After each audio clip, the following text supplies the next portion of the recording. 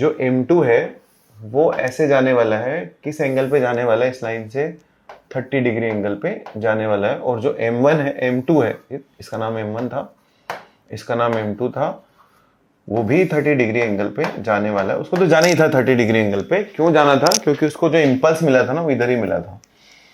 उसको जो इसने इम्पल्स दिया था इधर ही दिया था, उसको तो बेचारे के पास ऑप्शन नहीं, उसको जाना ही था। अब इसको सॉल्व कैसे करें? लास्ट वीडियो में मैंने आपको एक चैलेंजिंग क्वेश्चन दिया था, अब इसका सोल्यूशन आपको देने वाला हूं। यहाँ हम देख सकते हैं 3 ब्लॉक्स हैं, M1, M2 और M, जिनको हमने रेस्ट पे रिलीज किया है। 1 सेकंड बाद ये पाया जाता है कि M1 की वेलोसिटी 3 मीटर पर सेकेंड है। तो बताइए सिस्टम की काइनेटिक एनर्जी कितनी होगी? सबसे पहले तो आप ये गैस करिए कि ये क्वेश्चन किस टॉपिक का है। आप गैस मारना बहुत इंपॉर्टेंट है, ये किस टॉपिक का है और कैसे इसको सॉल्व करना चाहिए, बेस्ट अप्रोच। 1 2 3 4 5 6 10 सेकेंड। क्या गैस मारा आपने? अच्छा, आरबीडी का है। कहीं दिख रहा है आरबीडी इसमें? काइनेमेटिक्स का है, एनएलएम का है। ये क्वेश्चन है भाई सेंटर ऑफ मास का। सेंटर ऑफ मास से इस क्वेश्चन को बहुत जल्दी सॉल्व किया जा सकता है। देखो कैसे। अगर मैं आपसे कहूं along the string center of mass का एक्सेलरेशन बताओ, तो वो होगा mg divided by m1 plus m2 plus capital M, which is going to be g/2, which is 5 meter per second square. So the acceleration of center of mass is 5 meter per second square. इसका मतलब अगर मैं इस system की equation की बात करूं, दिखने का, इस सिस्टम की इक्वेशन की बात करूं तो इस सिस्टम की जो सेंटर ऑफ मास की वेलोसिटी होगी अलोंग द स्ट्रिंग, वो सीधा लिख सकता हूं मैं 1 सेकेंड पे 5 meter per second along the string velocity. So 5 is nothing but capital M, which is 5 multiply by 5 plus 2। मैं क्यों कर रहा हूं 5 प्लस 2? क्योंकि कैपिटल M और ये M2 दोनों एक साथ चलेंगे। दोनों का जो मास है वो मिला के हो रहा है 7 kilo, multiply by I don't know the velocity of capital M plus I know the velocity of M1। M1 का जो मास है वो 3 किलो है और वेलोसिटी मुझे 3 मीटर पर सेकेंड दे रखी है, divided by total mass 10। Solve करेंगे तो ये देखिए यहाँ पे मिल जाएगा मुझे 50 minus 9 which is 41 divided by 7। 41 by 7 is the velocity of M and M2। इन दोनों की वेलोसिटी देखिए, M की जो वेलोसिटी है और M2 की जो वेलोसिटी है वो सेम आने वाली, because they are connected with the help of the string. So now you can calculate kinetic energy of the system. How to calculate kinetic energy of the system? Half into 3 kilo into 3 का square plus half into 7 kilo into 41 by 7 का whole square. Again a fantastic question for JEE advance. ये बहुत important question हो सकता है integer के लिए। इसके अलावा एमसीक्यू में क्वेश्चन आ सकता है। मैं आपसे सेंटर ऑफ मास की काइनेटिक एनर्जी पूछ सकता हूँ, मैं आपसे पूछ सकता हूँ kinetic energy of particles in centre of mass frame. बहुत सारी चीजें पूछी जा सकती है आपसे। उस समय पर टेंशन पूछा जा सकता है आपसे, उस समय पर स्प्रिंग का एक्सपेंशन पूछा जा सकता है। थोड़ा डेटा की जरूरत पड़ेगी, लेकिन हाँ क्वेश्चन के साथ प्ले किया जा सकता है। तो it is a good question for advance. तो ये था पिछले वाले वीडियो का चैलेंजिंग क्वेश्चन। अब चलते हैं इस वाले वीडियो के क्वेश्चन नंबर 1 पे। तो देखो बच्चों, इस वाले वीडियो का जो पहला क्वेश्चन है वो आपके सामने है। You are given 2 spheres, one of mass m1 which is moving with the velocity, velocity is not given to you, बस दिखा रखिए कि इधर जा रही है m1। it collides with m2 which is stationary. After collision it is given that ये दोनों के दोनों इस लाइन के बहुत सिमेट्रिकली फ्लाई करते हैं, यानी कि टक्कर के बाद जो m2 है वो ऐसे जाने वाला है, किस एंगल पे जाने वाला है, इस लाइन से 30 डिग्री एंगल पे जाने वाला है। और जो m1 है, m2 है, इसका नाम m1 था, इसका नाम m2 था, वो भी 30 डिग्री एंगल पे जाने वाला है। उसको तो जाना ही था 30 डिग्री एंगल पे। क्यों जाना था? क्योंकि उसको जो इंपल्स मिला था ना वो इधर ही मिला था। उसको जो इसने इंपल्स दिया था इधर ही दिया था, उसको तो बेचारे के पास ऑप्शन नहीं, उसको जाना ही था। अब इसको सॉल्व कैसे करें? तो सबसे पहले तो बच्चों हम फोटो बनाते हैं इसका। टक्कर से पहले इस बॉडी की वेलोसिटी इधर थी u, ये वाली बॉडी स्टेशनरी थी, ठीक है। इसके 2 कंपोनेंट हो जाएंगे, इधर की तरफ हो जाएगा u√3 डिवाइड बाई 2 और इधर की तरफ हो जाएगा u/2। बहुत प्यारा क्वेश्चन है ये सेंटर ऑफ मास का, कोलिजन का। इसके पास कोई वेलोसिटी नहीं थी टक्कर के बाद। इसकी वेलोसिटी इधर पाई जाती है कुछ v, जो कि यहाँ से कितने एंगल V1 बोल दो, यहाँ से कितने एंगल पे 30 डिग्री पे, और इसकी वेलोसिटी इस तरफ पाई जाती है कुछ V2 जो खुद यहाँ से कितने एंगल पे वापस से 30 डिग्री एंगल। ये अपने को इंफॉर्मेशन दे रखी इसमें। अब देखो टक्कर के पहले इसकी इधर वाली वेलोसिटी थी u/2, ठीक है, तो हम कह सकते हैं टक्कर के बाद भी इसकी इधर वाली वेलोसिटी u/2 ही रहनी चाहिए because there is no force in this direction. तो अब u/2 जो है उसको अपन पता कर सकते हैं कहाँ से, यहाँ से। अगर टक्कर के बाद इसकी नेट वेलोसिटी v1 है तो v1 into cos 30 which is √3/2 must be equal to u/2. v1 cos 30 must be equal to u/2. This is one constraint. Before collision and after collision velocity in this direction will remain same because spheres are smooth. तो ये मेरा पहला equation मुझे मिल गया। यहाँ से मुझे v1 पता लग गया, v1 is equal to u divided by √3। बहुत बढ़िया। दूसरा, हम लोग लीनियर मोमेंटम कंजर्वेशन भी लगा सकते हैं अलोंग दिस डायरेक्शन। कौन से direction? Along line of impact.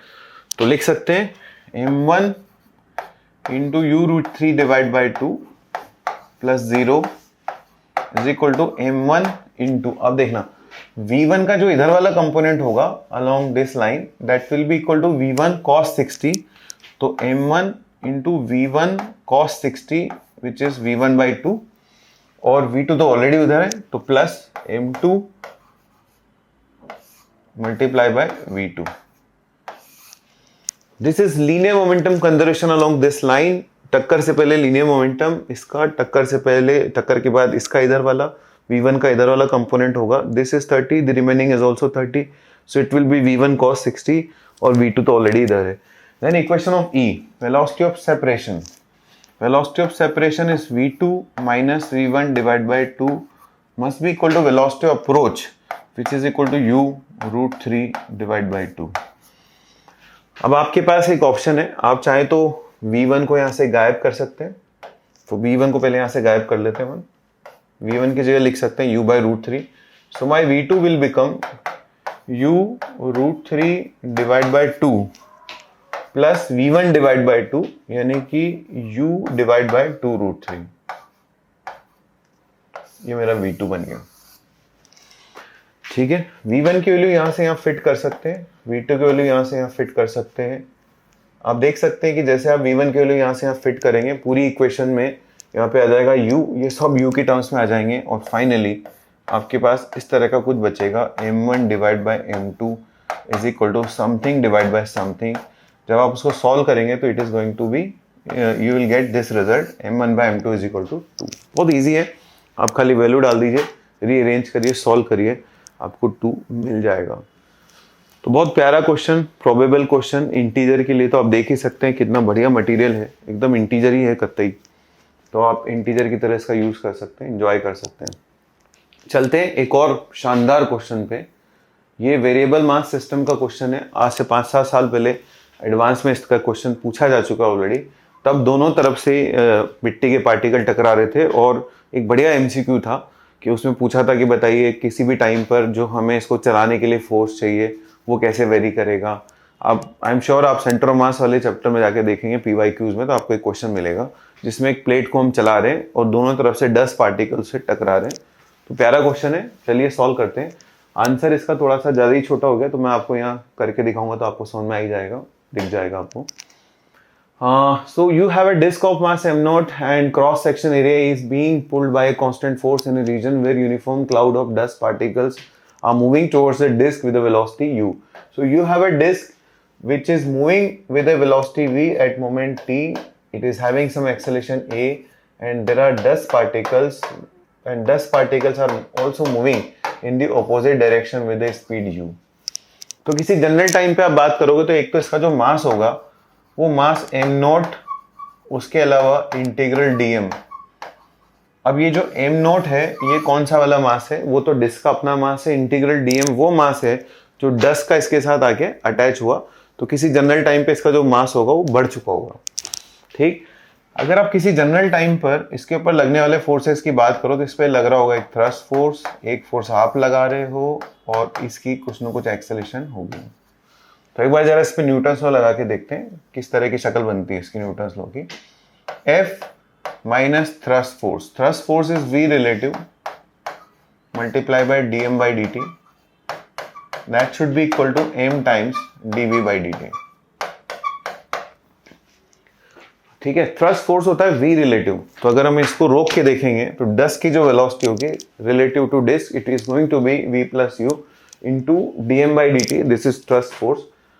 थोड़ा सा इसको रीअरेंज कर लेते हैं, इसको इसके साथ लेते हैं। So F minus u times dm divide by dt is equal to d by dt of mv। ध्यान से देखिए, अगर मैं इन दोनों इक्वेशंस को एक साथ ले लूंगा तो ये dm बाई dt d by dt of mv बनने वाला है। इन दोनों को एक साथ ले लिया, दोनों तरफ इंटीग्रेट कर देता हूँ टाइम के रेस्पेक्ट में। So it will be ft minus u into m is equal to mv plus constant. Indefinite integration किया है, मैं जानता हूँ t बराबर 0 पर m किसके बराबर था, वो m नॉट के था, और v किसके बराबर था, वो 0 के बराबर था। सो v 0 हो जाएगा, t 0 हो जाएगा, c is going to be minus u m naught. So in short मैंने पता कर लिया कि टाइम के साथ मास किस तरह से वेरी कर रहा है। ft minus u times m minus m naught is equal to mv। Mass और वेलोसिटी का रिलेशन पता चलेगा यहाँ से, तो देखो क्या रिलेशन आता है, ft plus u m naught is equal to m times v plus u. ये एक इंपॉर्टेंट रिलेशन है ना। इसमें देखो मास और वेलोसिटी दोनों वेरी कर रहे हैं टाइम के साथ, तो हमको क्या करना है, अभी एक और इक्वेशन चाहिए जिसमें हमको एक को एलिमिनेट करना है और दूसरे को रखना है।